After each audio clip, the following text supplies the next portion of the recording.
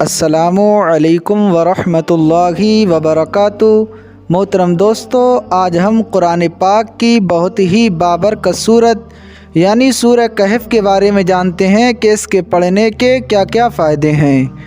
हर इंसान चाहता है कि वो एक पुरसुकून ज़िंदगी गुजारे। हर इंसान चाहता है कि उसके कारोबार में बरकतें हों।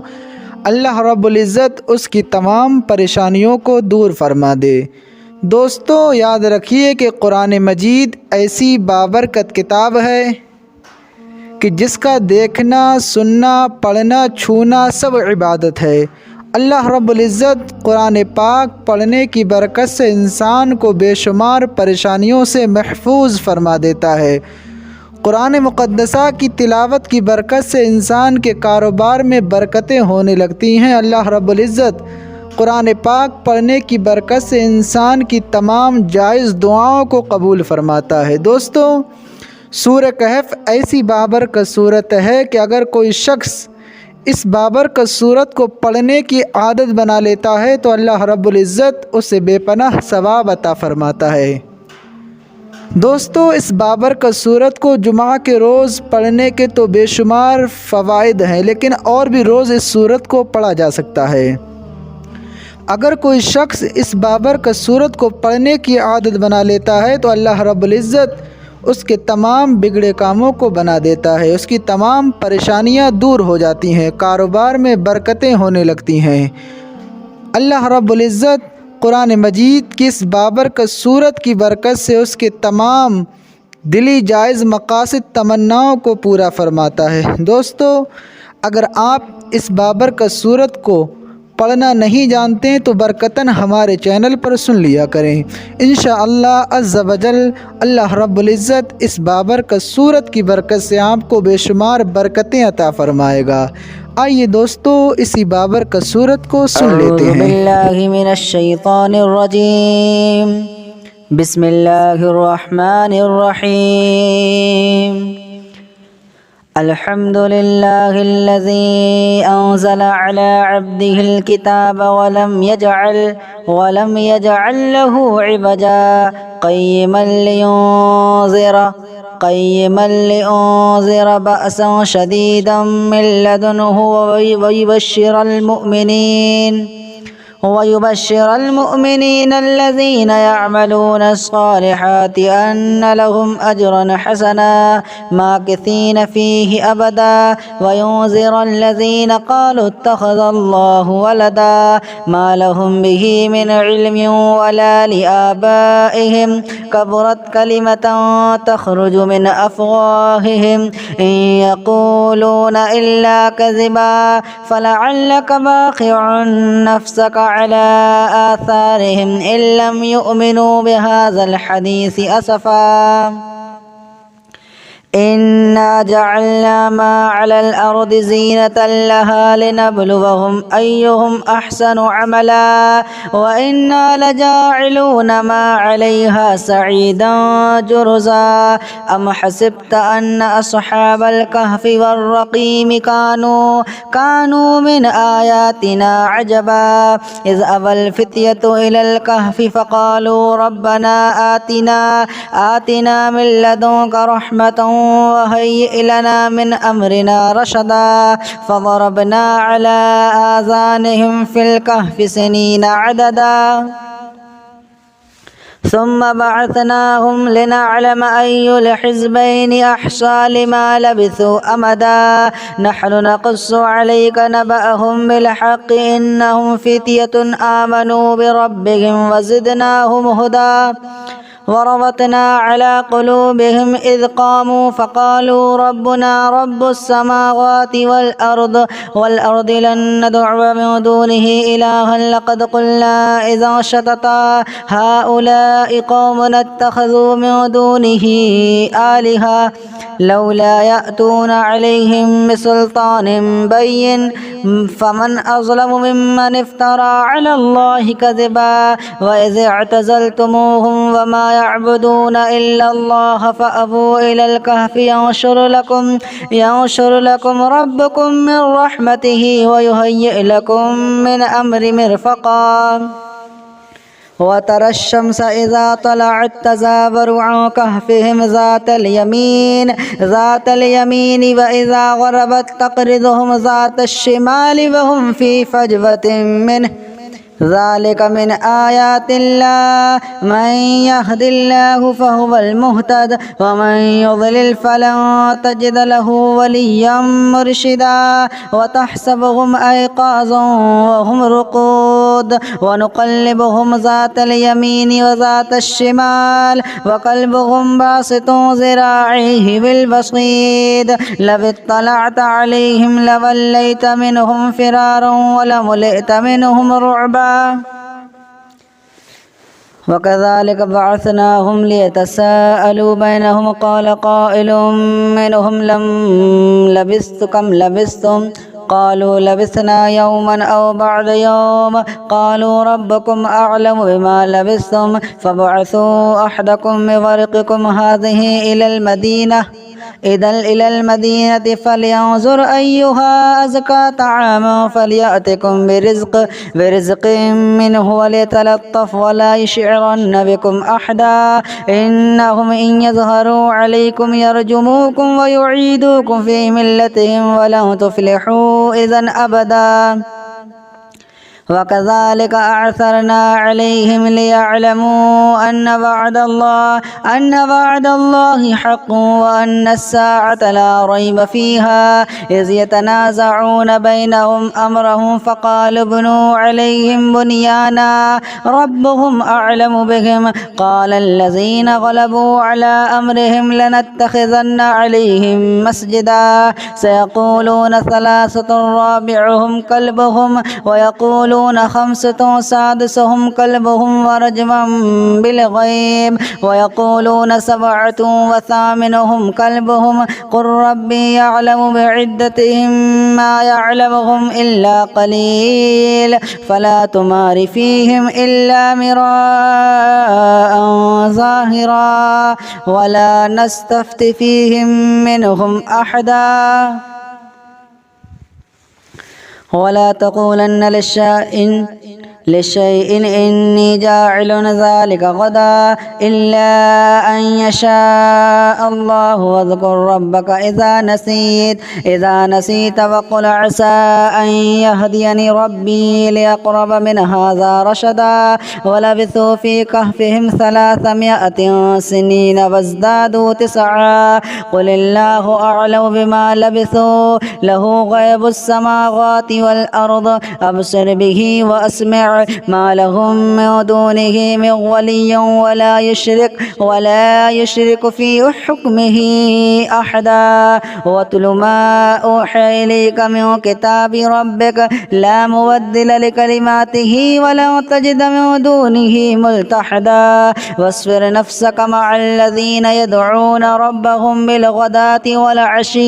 والعشي يريدون وجهه ولا تعد عيناك عنهم تريد زينة الحياة الدنيا ولا تطع من أغلفنا قبله عن ذكرنا واتبع هواه وكان أمره فرطا وقل الحق من ربكم فمن شاء فليؤمن ومن شاء فليكفر إنا أعتدنا للظالمين نارا أحاط بهم سرادقها وإن يستغيثوا يغاثوا بماء كالمهل يشوي الوجوه بئس الشراب وساءت مرتفقا إن الذين آمنوا وعملوا الصالحات إنا لا نضيع أجر من أحسن عملا أولئك لهم جنات عدن تجري من تحتهم الأنهار يحلون فيها من أساور من ذهب ويلبسون ثيابا خضرا من سندس واستبرق متكئين فيها على الأرائك نعم الثواب وحسنت مرتفقا. واضرب لهم مثل الرجلين جعلنا لأحدهما جنتين من أعناب وحففناهما بنخل وجعلنا بينهما زرعا كلتا الجنتين آتت أكلها ولم تظلم منه شيئا وفجرنا خلالهما نهرا وكان له ثمر فقال لصاحبه وهو يحاوره أنا أكثر منك مالا وأعز نفرا. ودخل جنته وهو ظالم لنفسه قال ما أظن أن تبيد هذه أبدا وما أظن الساعة قائمة ولئن رددت إلى ربي لأجدن خيرا منها منقلبا. قال له صاحبه وهو يحاوره أكفرت بالذي خلقك من تراب ثم من نطفة ثم سواك رجلا لكن هو الله ربي ولا أشرك بربي أحدا. ولولا إذ دخلت جنتك قلت ما شاء الله لا قوة إلا بالله إن ترني أنا أقل منك مالا وولدا فعسى ربي أن يؤتيني خيرا من جنتك ويرسل عليها حسبانا من السماء فتصبح صعيدا زلقا أو يصبح ماؤها غورا فلن تستطيع له طلبا. وأحيط بثمره فأصبح يقلب كفيه على ما أنفق فيها وهي خاوية على عروشها ويقول يا ليتني لم أشرك بربي أحدا. ولم تكن له فئة ينصرونه من دون الله وما كان منتصرا. هنالك الولاية لله الحق هو خير ثوابا وخير عقبا. واضرب لهم مثل الحياة الدنيا كماء أنزلناه من السماء فاختلط به نبات الأرض فأصبح هشيما تذروه الرياح وكان الله على كل شيء مقتدرا. المال والبنون زينة الحياة الدنيا والباقيات الصالحات خير عند ربك ثوابا وخير أملا. ويوم نسير الجبال وترى الأرض بارزة وحشرناهم فلم نغادر منهم أحدا.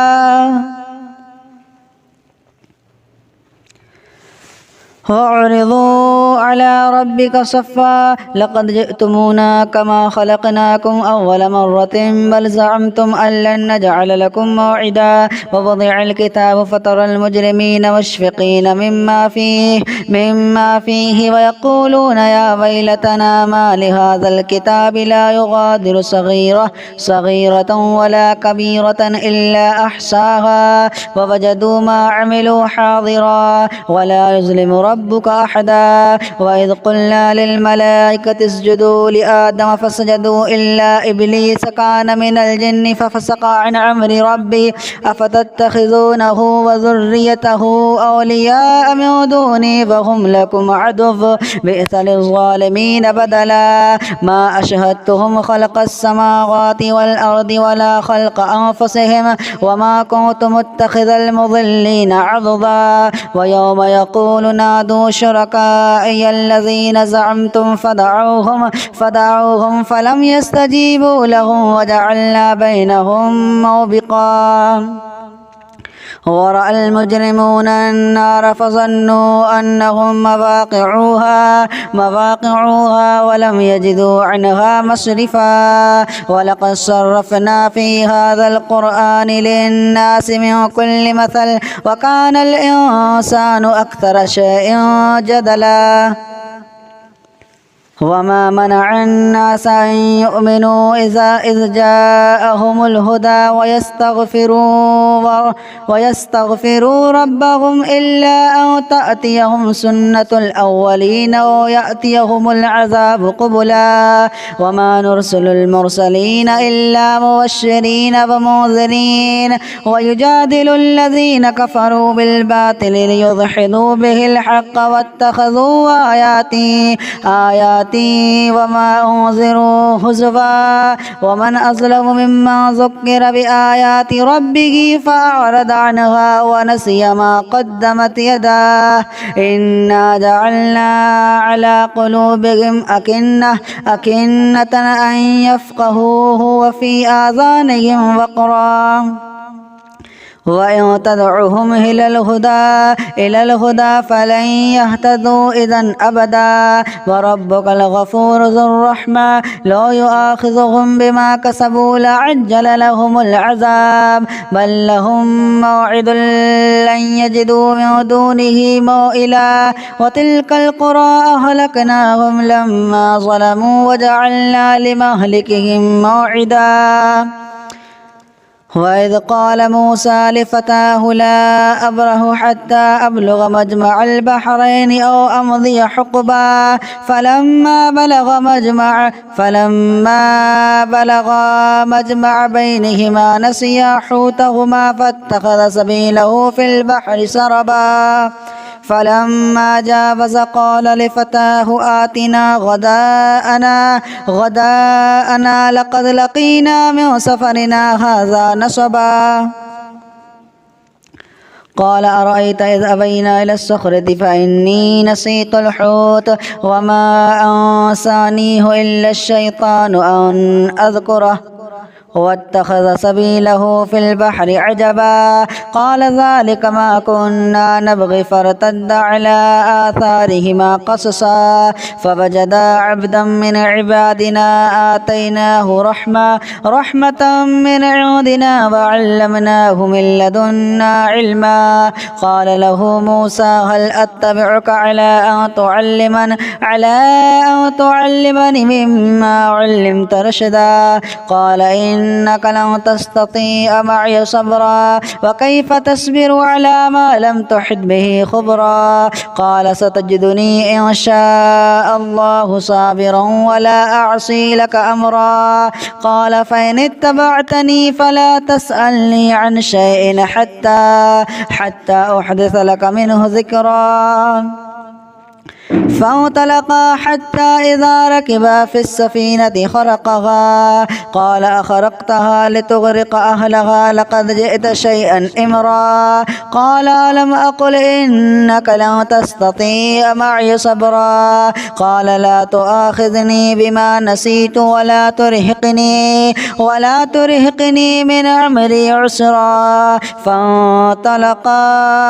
حتى إذا لقيا غلاما فقتله قال أقتلت نفسا زكية بغير نفس لقد جئت شيئا نكرا قال ألم أقل لك إنك لن تستطيع معي صبرا قال إن سألتك عن شيء بعدها فلا تصاحبني قد بلغت من لدني عذرا فانطلقا حتى إذا أتيا أهل قرية استطعما أهلها فأبوا أن يضيفوهما فوجد فيها جدارا يريد أن يقض فأقامه قال لو شئت لاتخذت عليه أجرا قال هذا فراق بيني وبينك سأنبئك بتأويل ما لم تستطع عليه صبرا أما السفينة فكانت لمساكين يعملون في البحر فأردت أن أعيبها وكان وراءهم ملك يأخذ كل سفينة غصبا وأما الغلام فكان أبواه مؤمنين فخشينا أن يرهقهما طغيانا وكفرا فأردنا